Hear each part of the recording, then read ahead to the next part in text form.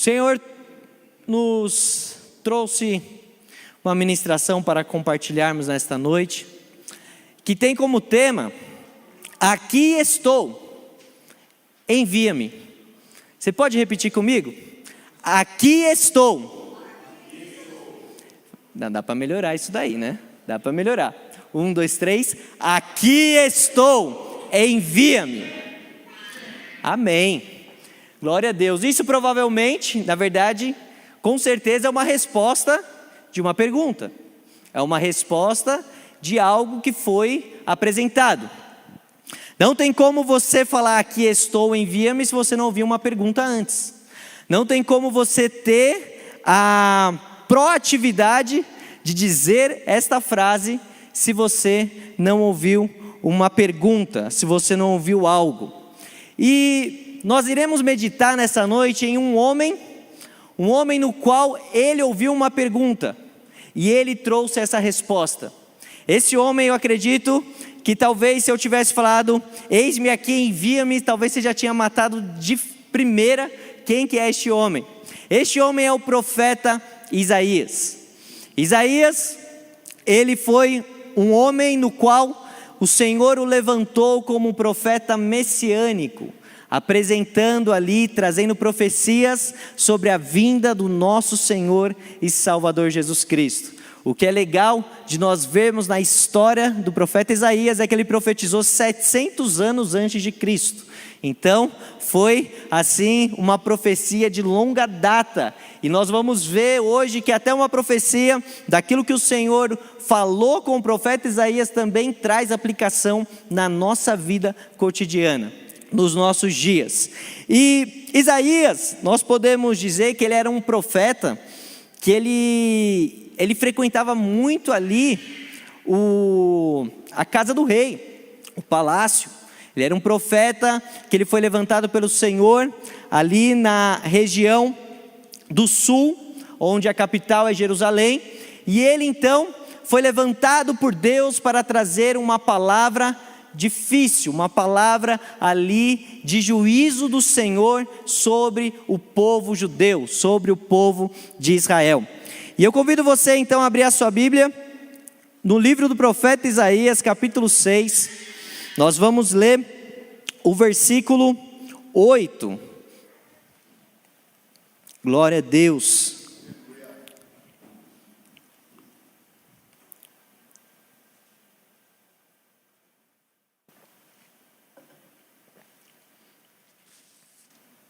Glória a Deus. Profeta Isaías, capítulo 6, versículo 8. Eu vou ler na Nova Versão Transformadora, tá? Que diz: então ouvi o Senhor perguntar: quem enviarei como mensageiro a este povo? Quem irá por nós? E eu respondi: aqui estou, envia-me. É um texto, um capítulo muito conhecido. Talvez você já tenha lido, estudado, talvez você já ouviu mensagem sobre esse texto, talvez você já tenha meditado sobre esse texto, mas esse texto foi o que o Senhor colocou em meu coração na segunda-feira. Foi interessante, porque na segunda-feira nós estamos tendo aqui à noite, talvez se você não sabe, nós estamos tendo uma noite de buscar a presença do Senhor. Buscar a face do Senhor, buscar a presença do nosso Deus. E nós nos encontramos aqui às 8 horas da noite. Nós aproveitamos o período de férias da teologia e fizemos então esse propósito de buscar a presença do Senhor. E as pessoas, alguns estão vindo e está sendo uma bênção, glória a Deus por isso. E o pastor Josias, após a oração, ele trouxe ali algo que o Senhor tinha colocado no coração dele em relação sobre o encontro de Cristo conosco, sobre o encontro do Senhor com vidas. E o Senhor tinha comentado comigo, sobre Isaías capítulo 6, eu falei, olha só, que coincidência, Glória a Deus por isso, o Espírito Santo falando aos nossos corações. Então, diante disso, fui estudando, fui lendo, e o Senhor foi ministrando em nossos corações, e eu quero convidar você a entender um pouquinho sobre o que ocorre agora no capítulo 6 do profeta Isaías. Diz no versículo 1 que foi um ano no qual o rei Uzias morreu. Quem foi rei Uzias? Quem foi este homem? Rei Uzias, ele foi um homem no qual ele reinou sobre o povo de Judá, sobre o reino do sul. Ele reinou durante 52 anos. O reinado do rei Uzias foi um reinado marcado por prosperidade, por grande poder bélico. Ele tinha reforçado toda ali a região do povo de Judá. Ele também foi um homem levantado por Deus, no qual ele teve um reinado bem longo. Porém, o rei Uzias, ele começou muito bem o seu reinado. Ele começou aproximadamente com 16 anos. Ele teve um reinado muito bom, porém no final do seu reinado ele pisou na bola. Diante de tanta alegria que ele tinha no seu reinado, diante de tantas coisas boas que estavam acontecendo, o rei Uzias, ele cresce dentro dele um orgulho, cresce dentro dele ali uma arrogância, uma prepotência, e ele comete algo que não era destinado para ele. O rei Uzias então, ele faz o seguinte: ele vai no local onde era o templo do Senhor e vai queimar incenso. Isso era uma atitude, uma ação somente para o sacerdote.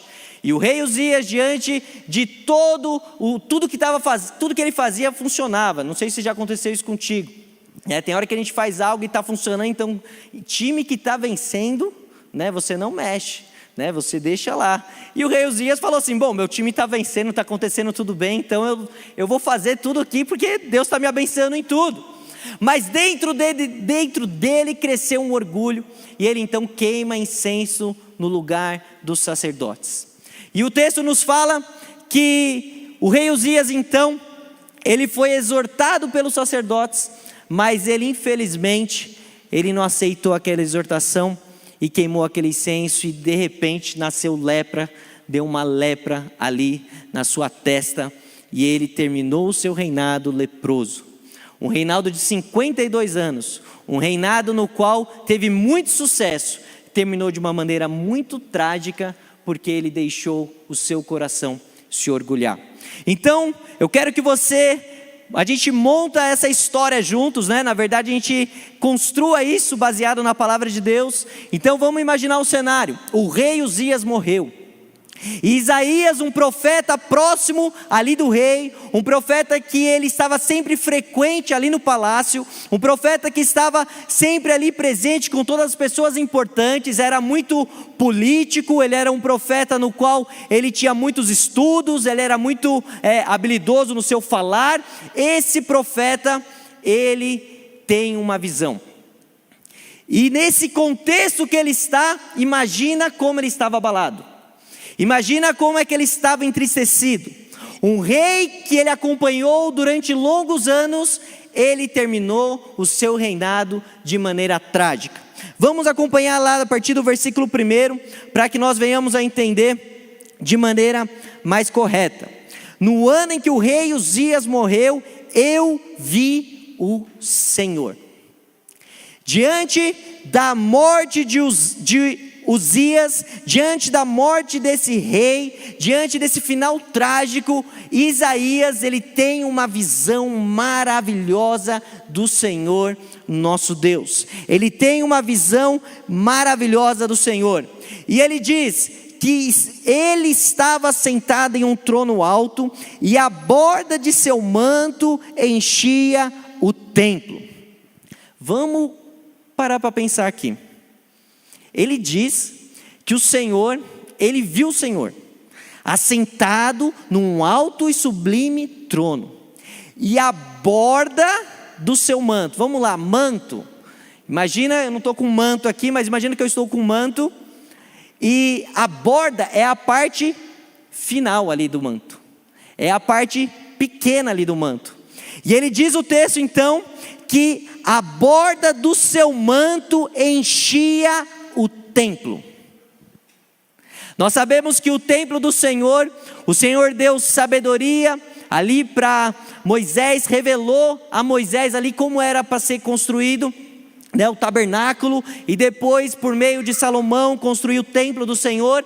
E diante ali da construção do templo, ali era uma cópia do que era no céu. E Isaías vê então o Senhor assentado num alto e sublime trono, e a borda do manto enchia todo o templo. Se a borda enchia o templo, imagine o tamanho do manto. Mas eu vou mais além, porque o manto, legal. Agora imagine o tamanho desse Deus. Imagine o tamanho desse Senhor. Imagine o tamanho desse Deus que veste esse manto, que tem uma borda que enche o templo. Glória a Deus. E aí diz no versículo 2: acima deles havia serafins. Em algumas versões diz abrasadores. Ou seja, seres criados por Deus para estar ali a serviço do Senhor, adorando ao nosso Deus. E diz que esses serafins, cada um com 6 asas, com 2 asas eles cobriam o rosto, com 2 cobriam os pés, e com 2 voavam, e diziam em alta voz uns aos outros: Santo, Santo, Santo é o Senhor dos exércitos, toda a terra está cheia da sua glória. Os serafins, os abrasadores, criados por Deus, eles estavam diante da presença do Senhor, apenas ali contemplando a glória de Deus, e cantando em uma só voz: Santo, Santo, Santo é o Senhor dos exércitos. Agora eu quero que você pense isso comigo agora.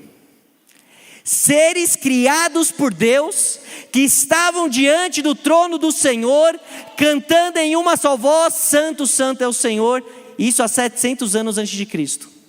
Até os dias de hoje, esses seres celestiais estão diante da presença do Senhor, cantando: Santo, Santo, Santo é o Senhor dos exércitos.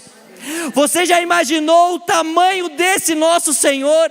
O quanto de glória, de maravilha Ele tem, o quanto de majestade Ele tem, para que seres criados por Ele não parem de adorar diante dEle. Um dia eu e você estaremos diante desse Deus. Um dia eu e você estaremos diante desse Senhor. E sabe qual vai ser a nossa atitude? Santo, Santo, Santo é o Senhor dos exércitos. Toda a terra está cheia da glória de Deus. Aleluia! Se os serafins criados por Deus, eles estão entoando em uma só voz: Santo, o quanto eles querem ali contemplar o Senhor, e eles não se sentem nem dignos, eles cobrem os seus rostos com 2 asas, eles cobrem os seus pés, mostrando todo um temor, um respeito, e com 2 eles voam e cantam ao Senhor. Aleluia! Mas o texto não para por aí. Ele diz no versículo 4, que suas vozes sacudiam o templo, até os alicerces, e todo o edifício estava cheio de fumaça. Aleluia!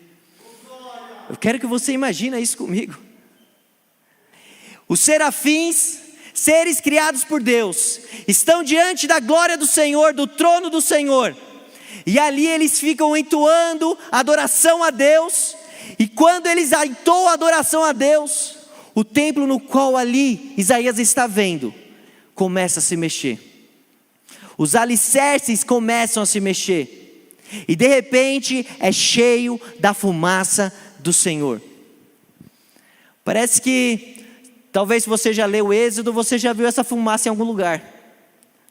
No momento quando em Êxodo capítulo 19, quando o Senhor vai revelar ali a Moisés, vai dar os 10 mandamentos, diz o texto que Moisés então vai com o povo ao pé do monte, e ali o Senhor desce com a glória dele, e ali aquele monte, ele começa a tremer, o Senhor vai falando por meio de trovões, e o monte enche da fumaça da glória de Deus.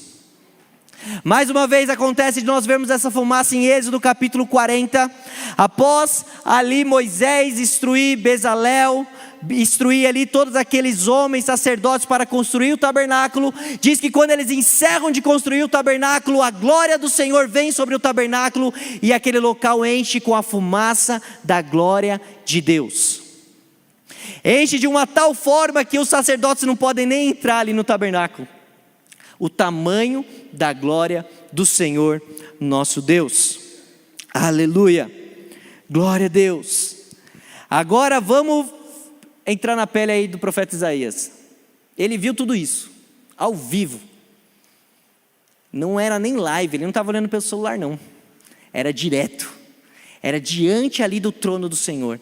Ele estava contemplando aquela visão, ele estava olhando para aquilo, e o contexto dele era péssimo, era terrível, era complicado, não estava fácil, diante de tudo aquilo que ele estava vivendo, mas ele tem aquela visão, e diz no versículo 5, que após ele ver isso, ele diz: estou perdido. Sabe o que eu aprendo aqui? Que diante da glória de Deus, diante da presença do nosso Senhor Jesus Cristo, nós quando vemos, estamos diante dele, nós não estamos perdidos. Porque a gente entende que tudo aquilo que nós nos esforçamos para direcionar a nossa vida, não é nada quando nós olhamos para o Criador de todas as coisas. Aquele que nos formou, aquele que nos escolheu, aquele que nos predestinou para sermos santos e irrepreensíveis. Esse Senhor, quando nós olhamos para a glória de Deus, quando nós visualizamos a presença do Senhor, nós, não importa a maneira que nós estamos, nós olhamos e falamos: estamos perdidos. E ele continua: é o meu fim, pois sou um homem de lábios impuros, e vivo no meio de pessoas de lábios impuros. Meus olhos, porém, viram o Rei, o Senhor dos exércitos. Quem é esse rei aqui, hein? Senhor Jesus Cristo, nosso Senhor. Aleluia, aleluia, aleluia, aleluia. Glória a Deus, glória a Deus. A majestade e a presença do nosso Deus, a glória do Senhor, faz Isaías cair em si. Faz Isaías entender que diante de tudo aquilo que ele tinha vivido, e ele estava triste, ele estava abatido, o rei Uzias era próximo dele, e ele viu ali aquela circunstância, mas ele contempla a glória de Deus. E ele estava num período bom de reinado, apesar do rei Uzias pisar na bola, mas ele estava num período de prosperidade. Mas quando nós vemos o Senhor, as coisas aqui deste mundo, elas são totalmente perecíveis, elas são totalmente algo que não agrada aos nossos olhos, diante da glória de Deus, diante da presença do Senhor. E ali então, Isaías ele tem uma consciência do seu pecado. Isaías ele tem um entendimento que ele é pecador. Isaías ele tem um entendimento que ele era falho e que diante da glória de Deus ele ia ser consumido. Diante da glória do Senhor ele ia se perder, ele ia ser ali apagado da história. Mas o Senhor, ele demonstra o amor dele, ele demonstra a misericórdia dele, ele demonstra o amor dele, e ali um serafim pega uma brasa viva do altar, com uma tenaz, e coloca nos lábios do profeta Isaías. E naquele momento, diz o texto: então um dos serafins voou em minha direção, trazendo uma brasa ardente que ele havia tirado com uma tenaz. Tocou os meus lábios com a brasa e disse: veja, esta brasa tocou seus lábios, sua culpa foi removida e seus pecados foram perdoados. Nós vemos aqui que essa brasa viva que foi tirada do altar, agora é Jesus Cristo que morreu na cruz do Calvário por amor a mim, por amor a você. Mas aí eu te pergunto, por que então nós achamos que nós não somos perdoados? Por que tem hora nós, na nossa vida cotidiana, na nossa vida diária, nós pecamos, e aí a gente acaba acostumando com o pecado e acaba achando, não, ok, vou viver dessa forma. Por que muitas das vezes, tem hora que a gente vem à casa do Senhor, a gente busca o Senhor diário, mas parece que sempre uma acusação fica no nosso coração, você está errado, por que você está levantando a mão? Eu vi o que você fez ontem, eu vi o que você fez no verão passado. Essa voz é Satanás, é o acusador, e ele fica metralhando a nossa mente e querendo falar assim: você não é digno de estar aqui, você não é digno de adorar ao Senhor, você não é digno de buscar ao Senhor, você não é digno de ler a palavra, você não é digno de levantar suas mãos. Satanás, ele procura a todo momento acusar a sua mente, acusar a minha mente, para que nós não venhamos a desfrutar dessa brasa viva do altar, que é Jesus Cristo, que morreu na cruz do Calvário por amor a mim e por amor a você.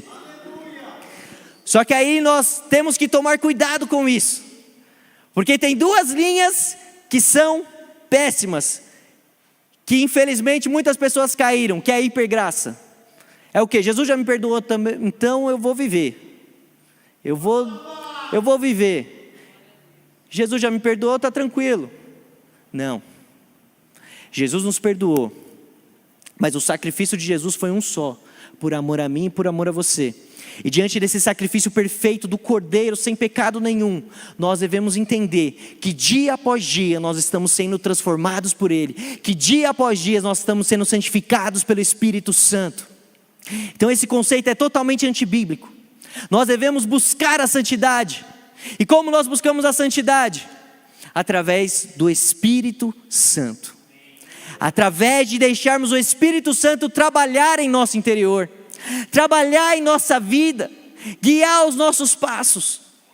E também há uma outra linha que é: então, eu tenho que fazer algo para Deus me perdoar. Eu tenho que fazer isso, porque senão Deus não vai me perdoar. Eu tenho que entregar meu dízimo correto todo mês, senão Deus não vai me perdoar. Eu tenho que frequentar a igreja todo domingo, às 9 às 18, para Deus me perdoar. Não. Não é através da nossa justiça. Não é através do que nós fazemos, é através daquilo que Cristo fez na cruz do Calvário. É através daquilo que Ele realizou na cruz do Calvário. É através daquilo que Ele fez por amor a mim, por amor a você, por amor às nossas vidas. Aleluia! Glória a Deus, glória a Deus. E diz então, que no versículo 7, que quando toca os lábios do profeta Isaías, os pecados dele são removidos. E eu não sei por que o Senhor trouxe essa mensagem. Eu sei que Deus tem um propósito, e o propósito é: talvez você se encontra sempre com uma acusação. Talvez você sempre acha que você não é digno. Talvez você sempre acha que você não merece essa graça. Você que está na sua casa também, talvez você acha: não, eu não mereço. Para eu ir na igreja, primeiro eu tenho que consertar alguns pontos na minha vida, para depois eu frequentar a igreja. Não, venha do jeito que você está, que o Senhor te transforme do jeito que você está. Apenas abre o seu coração e deixa o Senhor tocar com uma tenaz nos seus lábios. Eu creio que hoje o Espírito Santo de Deus vai tocar lábios nesta noite, e vai remover toda a culpa, toda a acusação, tudo aquilo que Satanás coloca como mentira na sua mente, vai ser repreendido em o nome de Jesus. Em o nome de Jesus. Em o nome de Jesus. Aleluia. Nós sempre falamos aqui que nós queremos um avivamento, o avivamento que o Senhor virá trazer sobre a igreja nos últimos dias, através da profecia do profeta Joel, em Joel capítulo 2, mas nós cremos que o avivamento ele só vai vir através do arrependimento de pecados, porque quando nós visualizarmos a glória de Deus, a fumaça do Senhor, a presença de Deus, o que nós fazemos é só reconhecer: Senhor, eu não mereço, Senhor, eu sou miserável, é somente a Tua graça. Eu e você aqui nessa noite, só nós estamos aqui através da graça do Senhor, é através da misericórdia do Senhor, é através da bondade do Senhor. Nós não merecemos. O que nós tínhamos como mérito era o inferno, igreja. Todos nós aqui, nenhum, se não fosse a misericórdia, se não fosse o sacrifício de Cristo na cruz do Calvário. E Ele é tão maravilhoso que Ele nos deu a oportunidade de nos reunirmos como família. E nós como família entendemos que um não é melhor que o outro, mas que todos nós estamos numa corrida proposta pelo Senhor, no qual nós olhamos para aquele que é perfeito, Jesus Cristo, o autor e consumador da nossa fé. Então o que não vai guiar a nossa caminhada é olhar para Jesus. Aleluia, aleluia. E eu creio que o Senhor irá derramar um avivamento sobre a igreja de Cristo. E o avivamento tem cura, tem milagres, tem profecias, tem tudo isso. Mas tem antes arrependimento de pecados. Tem antes pessoas que entendem pecados secretos, pecados que talvez nem o seu cônjuge sabe, pecados que talvez você cometa e tenha até vergonha de falar. Esses pecados o Senhor vai te dar ali uma consciência: Senhor, me perdoa, tem misericórdia da minha vida. Senhor, não permita que eu venha a persistir nesse pecado. Eu quero ser diferente. Toca comigo nesta noite. Oh, aleluia. Aleluia. Aleluia. Glória a Deus. Aleluia. Jesus quer tocar o seu coração, meu irmão. Jesus quer tocar o seu coração. Jesus quer tocar o meu coração. Jesus quer tocar as nossas vidas. Aleluia. E ali então, diz o texto, que o Senhor fala. Até o versículo 8, Deus não havia falado nada. Após o reconhecimento de pecado, após o perdão do Senhor sobre a vida de Isaías, agora parece que Isaías começa a ouvir a voz do Senhor. Temos um padrão aqui, hein? Você quer ouvir a voz do Senhor? Reconheça que você é miserável, pecador e que precisa da graça do Senhor dia após dia. Quer ouvir a voz do Senhor? Peça perdão pelos seus pecados. Confesse ao Senhor. Confesse a Deus. E ali diz então o texto, que o Senhor Ele pergunta. E é lindo porque o Senhor Ele pergunta, que Ele não fala: Isaías, estou te perguntando. Não, Ele pergunta. E Ele diz: quem enviarei como mensageiro a este povo? Quem irá por nós? Interessante o nós aqui, né? Mais uma vez o Senhor ali apresentando Deus Pai, Deus Filho e Deus Espírito Santo. No Velho Testamento. E trazendo aqui, quem irá por nós? E sabe o que é lindo? Quando nós entendemos que é somente pela graça, pela misericórdia do Senhor, fomos justificados, agora nenhuma condenação há para aqueles que estão em Cristo Jesus. Agora nós, assim como Isaías fez, ele responde. Ele responde e fala: aqui estou, eis-me aqui, envia-me, Senhor. Quando nós temos um encontro com Cristo, quando nós permitimos o Senhor transformar as nossas vidas, nós ouvimos o chamado do Senhor para conosco, e a nossa resposta é: eis-me aqui, envia-me, Senhor. Aqui estou, envia-me, Senhor. E o que é lindo é que o chamado do Senhor, ele não é um chamado apenas o chamado pastoral, o chamado para a diaconia, o chamado para evangelista. Não, é o chamado para ser filho de Deus, o chamado para ser servo de Jesus Cristo, o chamado para ser pequeno Cristo, o chamado para ser representante do reino de Deus aqui na terra. Esse chamado todos nós recebemos. É claro, o Senhor Ele tem um propósito individual para cada um de nós, mas existe algo que é, eu diria, genérico para cada um.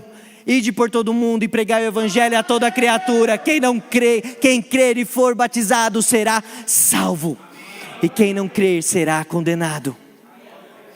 Esse chamado, o Senhor Ele não condiciona idade, o Senhor não condiciona sexo masculino ou feminino, o Senhor não condiciona o seu tempo de cristão, o Senhor não condiciona nada disso. O que o Senhor diz: ide.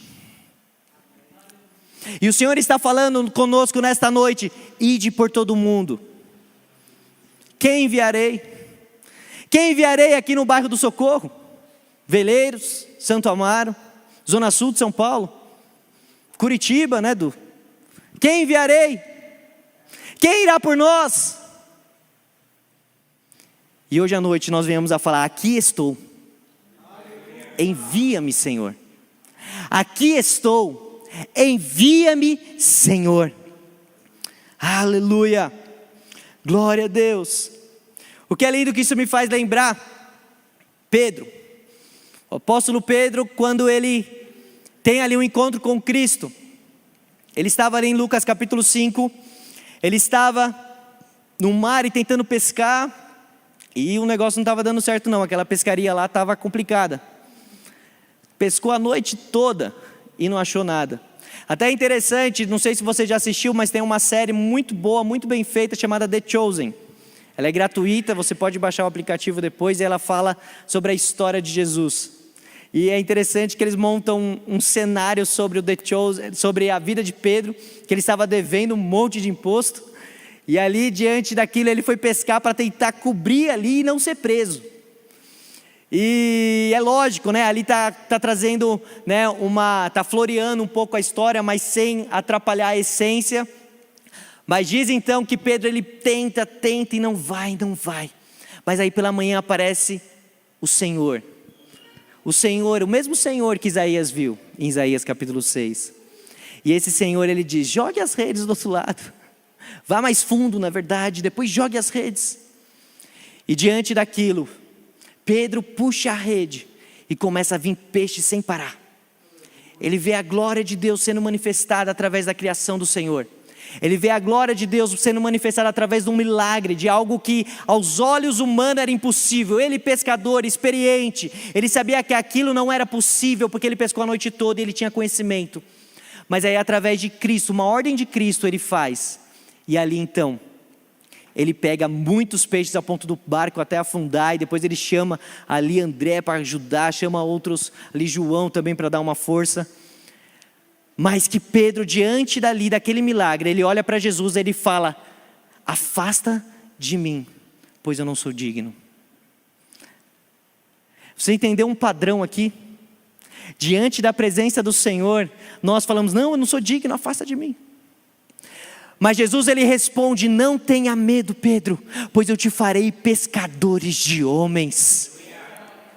O Senhor ali naquele momento ele apresenta um propósito na vida de Pedro, um pescador, um homem no qual não tinha estudo, um homem no qual tinha diversas dificuldades, mas ele ali recebe o chamado do Senhor. E esse mesmo Pedro, em Atos capítulo 2, ele ali levanta ali uma voz e diz: nós não estamos bêbados, mas é o Espírito de Deus que veio sobre nós, que veio através da profecia do profeta Joel em capítulo 2.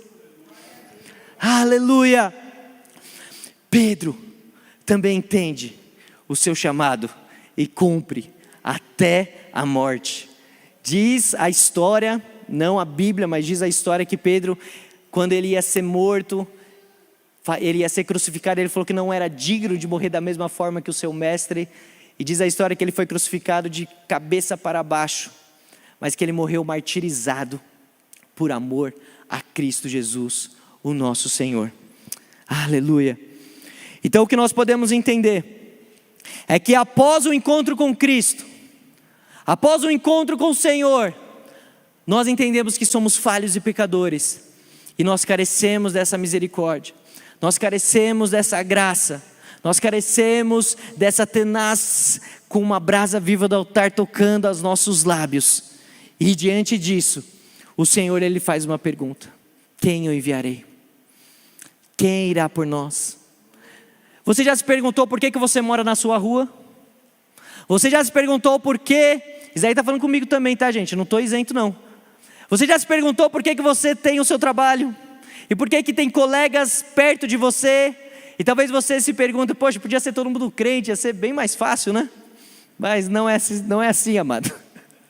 O Senhor ele deseja que nós venhamos ser sal na terra e luz nesse mundo. Tudo isso tem um propósito, tudo isso tem um porquê, tudo isso tem algo que o Senhor ele deseja revelar aos nossos corações. Mas para isso devemos estar com o coração aberto. Mas para isso nós precisamos ver o Senhor no alto e sublime trono. Eu não estou falando para você que a gente vai ter uma visão aqui, todos aqui vendo o Senhor. Mas o que eu estou dizendo para você é que você vai sentir o Senhor tocando e batendo na porta do seu coração e falando assim: faz tempo que eu não entro aqui, hein? Faz tempo que eu não faço morada aqui nesta casa. Faz tempo que eu não faço uma limpeza geral aqui neste local. Faz tempo. Mas o Senhor, Ele deseja fazer isso nesta noite. Ele deseja fazer isso em nosso coração. E o que é demais é que Isaías responde. E vamos pensar comigo aqui. Ok, lindo, maravilhoso. Agora Deus vai dar um ministério abençoado, de prosperidade, de sucesso, com milhões de seguidores no Instagram para Isaías. Mas não acontece isso. Porque a mensagem que Isaías carregava, diz o texto: vai e diga a este povo, ouçam com atenção, versículo 9, mas não entendam. Observem bem, mas não aprendam. Endureça o coração deste povo, tape os ouvidos e feche os olhos deles. Assim não verão com os olhos, nem ouvirão com os ouvidos, não entenderão com o coração, nem se voltarão para mim a fim de serem curados. Então eu disse, imagina, que mensagem é essa? Eu vou anunciar algo que eles vão falar, eu vou falar e eles não vão entender. Eu vou falar, eles vão ouvir, mas não vão compreender. Que mensagem é essa que Isaías carregava? E aí ele faz uma pergunta ao Senhor: até quando isso vai durar? Até quando isso vai acontecer? Imagina Isaías, que foi ali agraciado com a graça de Deus, através da ação ali daquele serafim, no qual foi ordenado por Deus. Aquele homem agora recebe essa mensagem, e a mensagem dele é uma mensagem de juízo. É uma mensagem de que eu vou falar e vocês não vão entender nada. Eu vou dizer e vocês não vão compreender. Isaías então faz uma pergunta. Ele diz: Senhor, até quando isso vai durar? E o Senhor responde: até que as cidades fiquem vazias, e as casas abandonadas, e toda a terra seja devastada, até que o Senhor tenha mandado todos embora, e toda a terra de Israel esteja deserta. Se ainda sobreviver uma 10ª parte, um remanescente, ela será inválida outra vez e queimada. Daqui a pouco a gente termina aqui. Isaías, ele faz essa pergunta e Deus responde. E o que nós sabemos pela história, pela Bíblia, nós sabemos que após vem o Império Assírio. Depois do Império Assírio vem o Império Babilônico, e vai que vai os impérios. E vem e toma ali o povo. E leva o povo cativeiro. E tenta introduzir a cultura do povo assírio sobre o povo de Israel. Que mensagem dura. Que mensagem complicada de transmitir. Que mensagem confrontadora. Que mensagem que não faz sucesso. Essa era a mensagem que Isaías carregava. Mas só que o que é lindo é que Deus, no amor dele, na misericórdia dele, ele não termina o texto e diz no versículo 13, a parte B: mas assim como o terebinto e o carvalho deixam um toco quando cortados, o toco de Israel será uma semente santa. Imagina cortando uma árvore, vamos ser mais simplista possível. Você cortando uma árvore vai ficar só um toco. Aquele toco, é possível voltar à vida de maneira natural? Não. Porém aqui, Deus ele fala que assim como vai ficar só o toco de Israel, uma semente santa, algo sobrenatural acontece, e o Senhor ele ia resgatar mais uma vez. E sabe quem é essa semente santa? Jesus Cristo, nosso Senhor. Essa é a semente que o Senhor ali apresenta para o profeta Isaías, e depois o profeta Isaías traz ali que o Senhor iria mandar o conselheiro, no Isaías capítulo 9, aquele que seria o conselheiro, Deus forte, Pai da eternidade, príncipe da paz. Esse Jesus Cristo é a semente santa que ficou no toco de Israel, que eu e você hoje somos frutos dessa semente que o Senhor plantou. Amém. Glória a Deus por isso, igreja. Aleluia. Graças a Deus. O que nós aprendemos então, que muitas vezes o Senhor vai nos dar palavras, vai nos dar um propósito para vivermos no reino dEle. E talvez não seja uma palavra que vai te dar seguidores.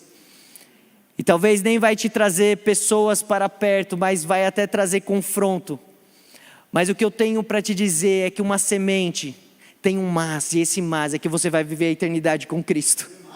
Esse mas é que a sua vida agora não se baseia naquilo que você vive, mas naquilo que você crê. E você crê em Cristo Jesus, o nosso Senhor e Salvador. Esse mesmo Jesus que morreu numa cruz e ressuscitou, Ele também virá buscar a igreja dele. Ele virá buscar a noiva dele, no qual eu e você somos parte desta noiva. Eu e você fazemos parte desta noiva, desta igreja, no qual Jesus virá buscar. Aleluia, aleluia. A experiência pessoal de Isaías com Deus fez ele responder: aqui estou, envia-me. A nossa experiência de ser encontrado pelo Senhor, de ser encontrado por Jesus Cristo, nos faz viver essas fases também. Somos vislumbrados o quão grande é esse Deus, o quão maravilhoso Ele é. Nós arrependemos, nós reconhecemos que somos falhos, nós pedimos perdão, e nós, diante daquilo que o Senhor fala conosco, nós falamos: aqui estou, envia-me. Aqui estou, envia-me. Eu convido a igreja a se colocar de pé.